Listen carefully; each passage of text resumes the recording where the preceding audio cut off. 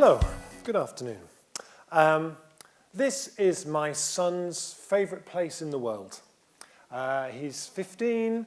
If you offered him the choice to go to the cinema or go ten-pin bowling or go to this wood, he'd go to this wood. This is a place called Venton Brook on Dartmoor. It's one of the most beautiful places. And we often go walking here. It's wonderful.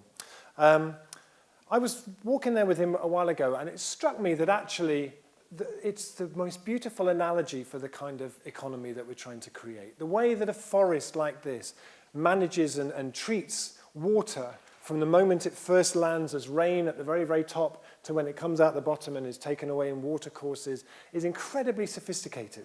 The rainfall is broken by the canopy up into a fine mist, which is then held in all kinds of different things, whether it's in the bark of the trees, the moss that grows on the rocks, the soil, which is like an enormous sponge, the mycorrhizal fungus that runs through it, which distributes that water. You have a system where nothing is wasted. Any drop of water that comes into that system cycles as many, many times as possible before it leaves.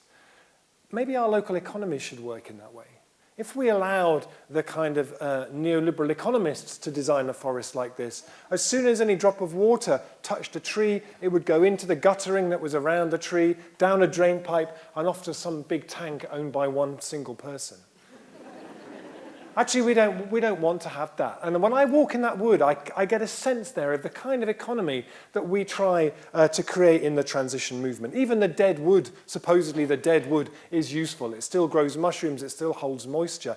This is an incredibly sophisticated system. As Bill Mollison, who was the co-founder of permaculture, used to say, if we lose the universities, we lose nothing. If we lose the forests, we lose everything. They're the place we go to learn and the place we go to study. So we started the transition movement just over 10 years ago now, based on the idea of how can we, as ordinary people in the places where we live, try and kickstart this economy off. What does that look like? And so what I'd like to do today is to tell you a few stories. I don't have very long. I'm going to tell you a few short stories. There are now transition groups in 50 countries around the world, thousands of places, 34 countries that have their own national organization, Transition France, Transition wherever. But I want to tell you a few stories. This is Fishguard in Wales, where people from Transition Fishguard realized that there was lots and lots of food in their community that was being thrown away. They initially went looking for some food to feed their pigs and found there was so much perfectly good food, far too good for pigs, that they thought, actually, maybe we should do something else. They asked the community said it'd be great to have a cafe that processes that food, that can give learning opportunities for our young people. This cafe is now up and running, provides food for people who struggle to get good, healthy meals, trains local young people, keeps 7 tons of food out of the waste stream every year, 21 tons of carbon, have been to present what they do in the Parliament in Wales. It's a really lovely project, just ordinary people coming together and making change happen like that. This is in a place in France called Unger Time. This is in Alsace in France. It's a former mining town. And they have this incredible mayor there called Jean-Claude Mensch, who about 5 years ago saw a film about transition and said, we'll do that, all of that. And they have these 21 projects they've been doing, and it's absolutely extraordinary. So now all the food in the schools and the public buildings in the place are now organic. They set up a commercial market garden to grow all the food, to do that, working with young people who were struggling to get back into work. They created the biggest solar farm in the Alsace, 5.3 megawatts. They created a local currency called the radish. They built this fantastic building here all out of local materials, absolutely beautiful as a place to process the food to create more jobs from the food that they're producing. And when I went to visit there, one of the things that I noticed was that they said, we sold the school bus and we bought a horse. So all the kids get taken to school now in this covered wagon pulled by a horse, and then once the kids are in school, then the horse goes out to the market garden and does some ploughing and things, and then it goes back and picks them all up. And I gave a talk, and then this guy said to me, he was about 70, he said, Rob, he said, all this transition stuff's really great, he said, but that horse is a bit much. I said, what do you mean the horse is a bit much? He said, well, the horse feels like we're going backwards. I said, really? I said, I saw those kids get on the bus, get in there this morning to go to work. They were smiling from ear to ear. There was a magic to that, which I think will stay with them for the rest of their lives. And for me, the things that I see that excite me most when I go to visit transition groups, which I do a lot, is the projects that have the magic to them. It's about how can we bring magic back into our everyday lives? And for me, in Unger Time, you see that beautifully. What they've done there over the last few years is they've created 100 jobs. They have saved 600 tons of CO2. They save over 120,000 euros of public money every year. And it's an extraordinary story. There's just a film being made called Qu'est-ce qu'on attend? What are we waiting for? Being shown all over France at the moment. And you see all of these stories unfold, but the thing that you see that's most wonderful is you see the community coming back together again. You see, as the film goes on, people saying how much they feel connected to each other, and you see them having more and more meals in each other's houses. I think we should replace GDP with a new measure, which is the number of meals that people have in each other's house. And Unger Time is a great example of that.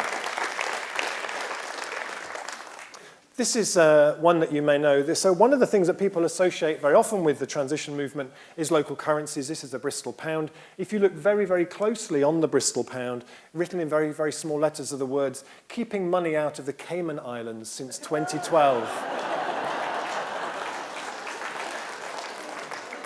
The designer of the Brixton pound described them as wonderful invites to us all to step into a better future.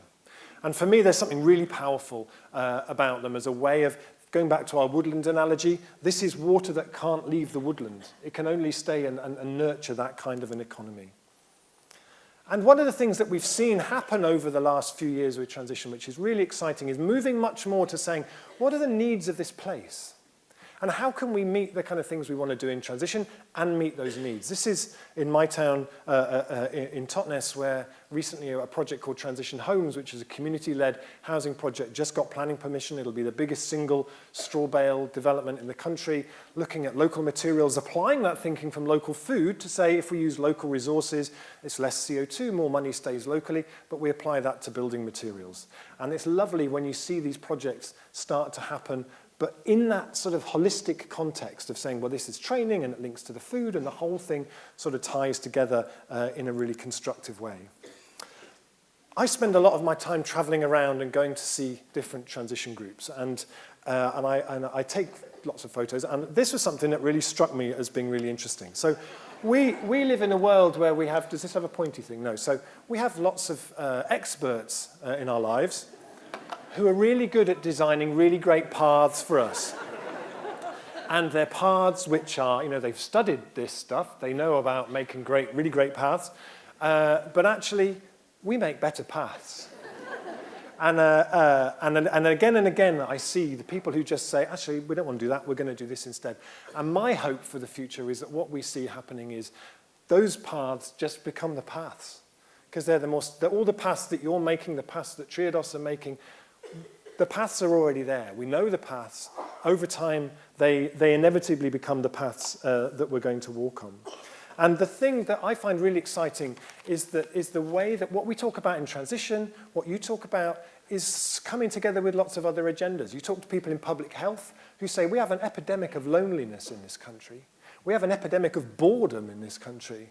And actually, how do we start to pull that together? There's an organization called Psychologists Against Austerity, and I read a report they wrote recently where they said, we call for social policy that works towards a more equitable and participatory society to facilitate individual well-being, resilient places, and strong communities.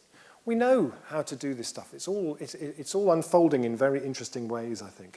And to go back to my forest, the thing that gives me real hope is what we've seen over the last 40 years has been a move towards monoculture. That move towards monoculture, less and less of the wonderful kind of independent shops that we've seen here, the independent food growing that we've seen here, all being kind of pushed out as we go to more and more monoculture. What you see when it starts to go back the other way, as we start to see with the local food movement, the explosion of local bakeries, the craft beer movement, which is something very close to my heart, is you see the opposite. You see that as each step that goes on, it opens up new opportunities. So now people start doing micro-malting. You see people growing hops here again. All of that stuff starts to happen. I think what we learn from the forest is our natural, the way that the natural tendency is to move towards diversity and abundance and complexity. And that's what starts to happen when we go the other way. So I just wanted to finish with a quote from my very dear late friend, who some of you may remember, Dr. David Fleming, who wrote a book called Lean Logic, who was a genius, I think. And he said, large-scale problems do not require large-scale solutions. They require small-scale solutions in a large-scale framework. Let's do it. Thank you.